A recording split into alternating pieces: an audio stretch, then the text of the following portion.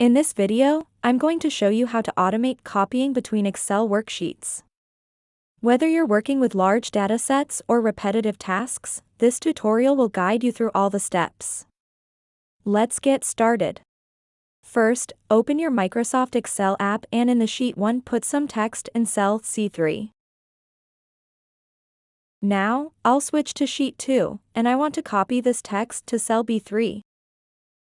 To do this, you can use a special formula.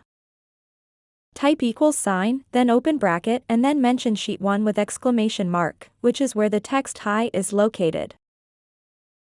Then, I say which cell in Sheet 1 I want to copy, which is cell C3. And then add close bracket.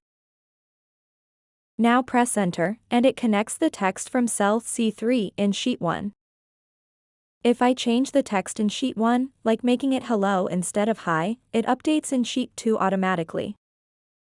This little trick is useful mostly when you have data that often changes. And there you have it.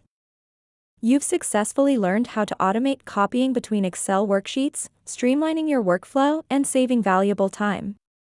If you have found this video helpful and it solved your problem, I would really appreciate if you leave a like below and comment to help other viewers. See you soon.